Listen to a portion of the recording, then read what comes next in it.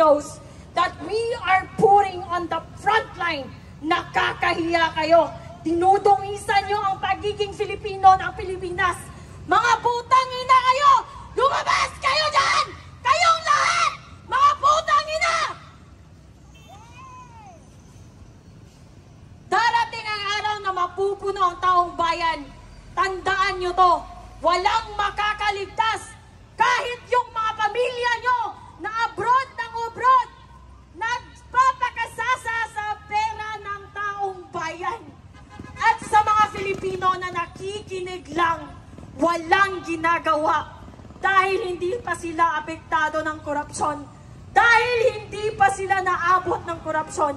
Ito ang sinasabi ko sa inyo. Kapag wala tayong ginawa ngayon, mas mabuti na lang na wala tayong gawin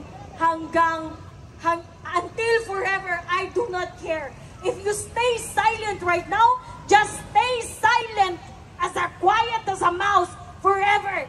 Dahil hindi nyo alam ang impact ng inyong pagiging neutral. Nang wala kayong kinu-call out, it's like an indirect permission given to these corrupt officials on the House of the Representatives. Parang sinasabi nyo sa kanina na okay lang na nakawan nila tayo, na okay lang na mag-plunder sila sa putang inang pera ng taong bayan. Ito ang isipin nyo. Ilan ba ang total population ng Pilipinas? We're more than 100 million. Let's just do a traditional calculation. Ipagpalagay natin, merong 1 million working class earning minimum wage of 500. Let's just say it's 500. Do you really think that 500 pesos that a minimum wage earner is earning for that day may matitira? Wala. And what is the 12% value-added tax for that 500 pesos that the 1 million traditional assumptive numbers? Ano ang value? It's 60 pesos for the 500 pesos spent for on a daily basis.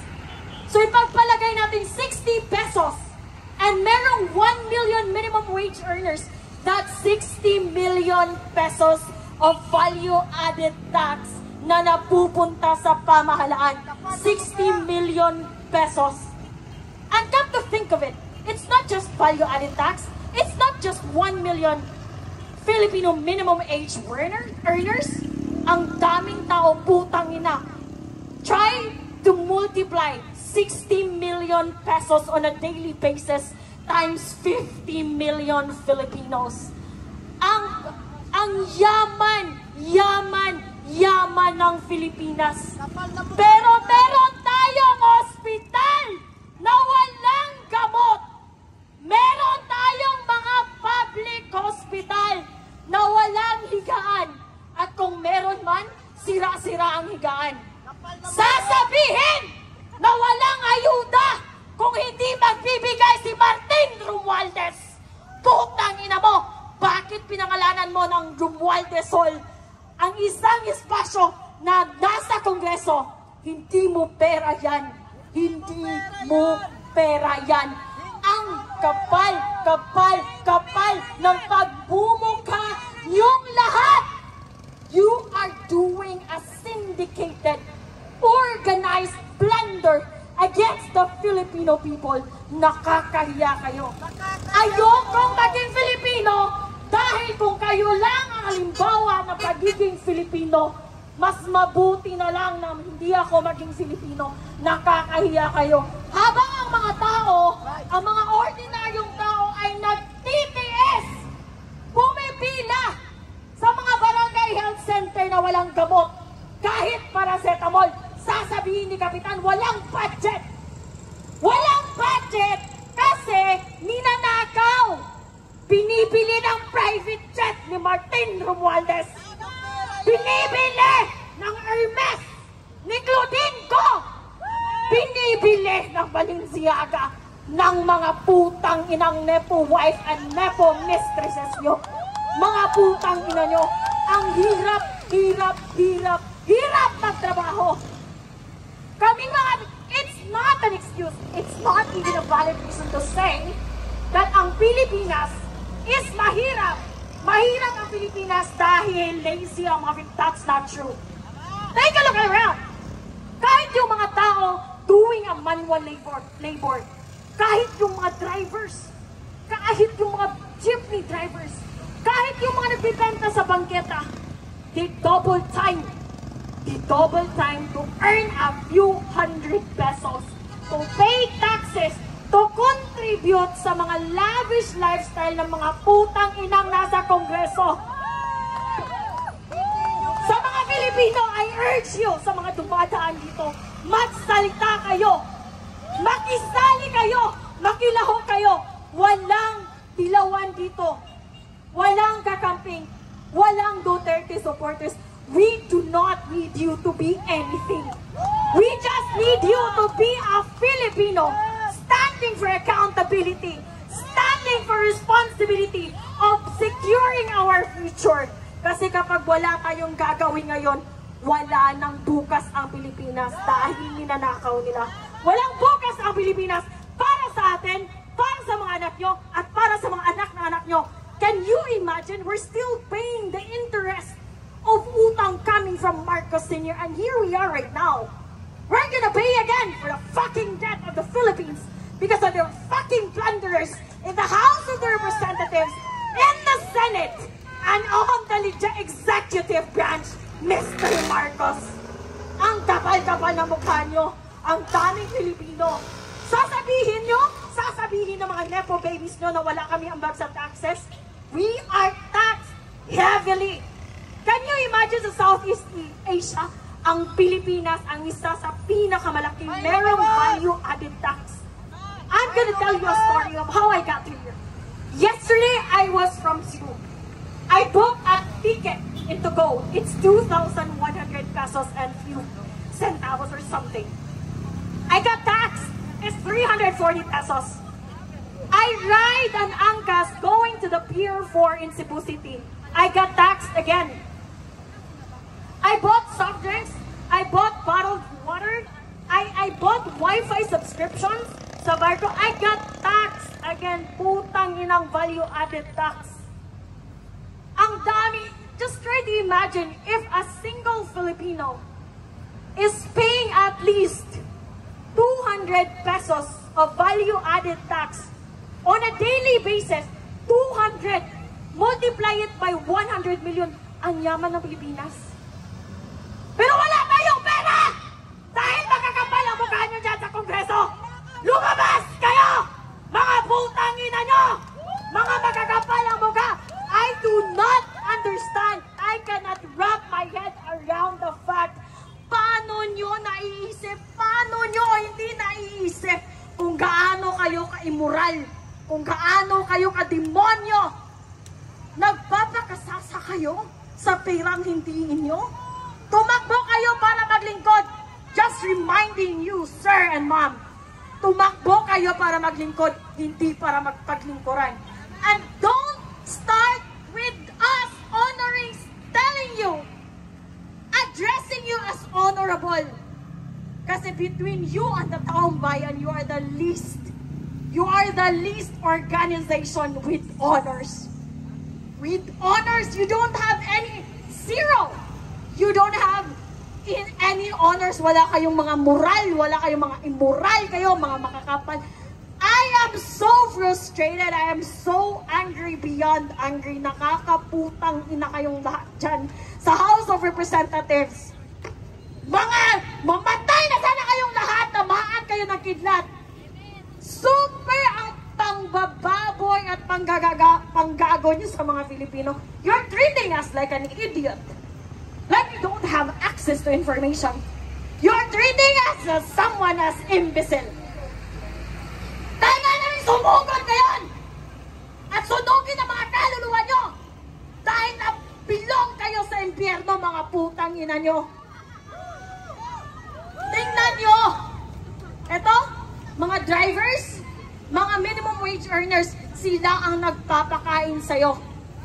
Nagpapakain ka kami ang nagpa-fund ng lifestyle nyo. Mga putang ina. Ano ginagawa nyo dyan sa Senate? Ano ginagawa nyo dyan sa Congress? Are you just doing log in and log out and that's it? No! We demand that you work diligently, you work morally, and you work hard for the Filipino people, for you to earn our trust, because you don't deserve our trust and respect. I don't think so it's gonna happen anytime today. Mga makakapal ang mukha nyo. At sa mga kababayan nating police and armed forces of the Philippines, sir, with all due respect, I know naiipit kayo. Naiipit kayo kasi ang chief of command nyo.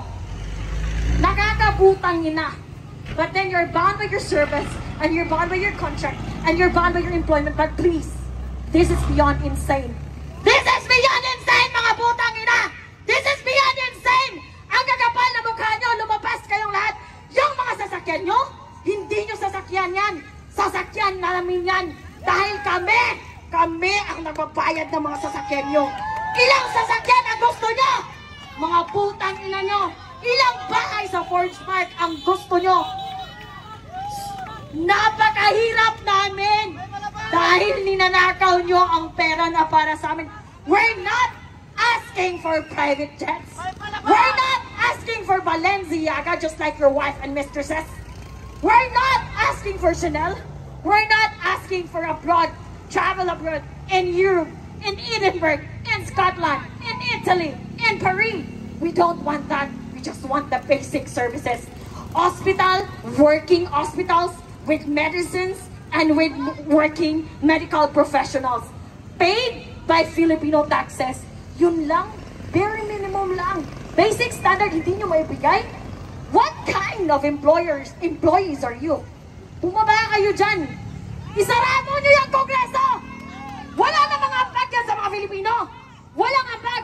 Zero contribution. Pinapalamon lang namin kayo. Mga kapal ang mukha nyo. Sino sasakyan yan? Pinapalamon namin kayo. Wala kayong ambag, wala kayong ginagawa. Hindi kayo nagtatrabaho. Nagnanakaw lang kayo. Araw-araw. Yun lang. Yun lang ang ninanakaw nyo. Sino yan ang lumabas sa Kongreso? Yan ba ang aming honorable magnanakaw? Putang ina mo! Pinapalamunin ka! Kung merong batugan at palamunin, hindi yun ang mga standby. Ang palamunin at batugan ay nasa Kongreso. Mga putang ina ang kakapal ng mukha. Magmi-meeting kayo sa Malacanang? Mag-order kayo ng buffet? Ng steak? Ng caviar, and for what expense? From our hard-earned taxes. Ikaw, sir, you're working hard. Pera mo ang ginagasto ng mga putang inang ito ng nasa Kongreso. Isara nyo yan! Isara nyo ang Kongreso! Walang ambag yan sa Pilipino. Putang ina! Harapin nyo kami dito! Harapin nyo, mga coward kayo, mga coward, mga walang bayag. Mga walang bayag. Nagtatago kayo sa inyong mga security. Nagtatago kayo sa House of Congress. That is our hard-earned. That building, we paid for that. Those cars, we paid for that. Maybe even the air you fucking breathe, we paid for that. The very least that you can do is to provide the basic services for ordinary people. Yeah, you are so fucking incompetent that you don't know how to do that. Para kayong kaklase ko nung elementary. Andun sa klase, hindi nakikinig, bobo na nga, hindi pa nag-aaral, pumupunta lang sa paaralan para sa baon. Bakit ganyan ang mga kongreso natin? Bakit ganyan ang mga congressman natin, mga putang ina? Ito ang pakiusap ko sa mga kababayan ko. Dalawa, I have two requests from my fellow Filipinos. Una, please, let's have a fucking standard when it comes to voting. Tingnan nyo si Lito Lapid. quiet as a mouse. Tingnan nyo si Risa Ontiveros. Diba? Ang ingay. Nakakarindi. Pero flood control projects, she's quiet as a fucking mouse. Eh? Eto, viral to na video. Tito Soto, my God, dear, I'm here. I'm finally here, Tito Soto! I'm here! And I'm gonna say it again. What makes you qualified to become the Senate President? You don't belong there. You belong in Itbulaga. You cannot even create a simple, cohesive, concise introduction. How are you gonna enforce, amend, approve laws? Being a politician is very technical. It's being very technical. Kapag bobo ka, umalis ka na dyan. Well, anyway, sabi nga nila, intelligence is limited. Stupidity is endless. Unfortunately, meron tayong endless supply of stupidity both in the House of Congress and in the Senate and in the executive branch. Nakakaputang ina nyong lahat. Hindi nyo pag-aari ang Pilipinas. Hindi nyo pag-aari ang taxes namin. Hindi nyo pag-aari ang mga Pilipino. Tumigil kayo. Tumigil kayo, bumaba kayo. Isauli nyo ang mga perang ninakaw nyo.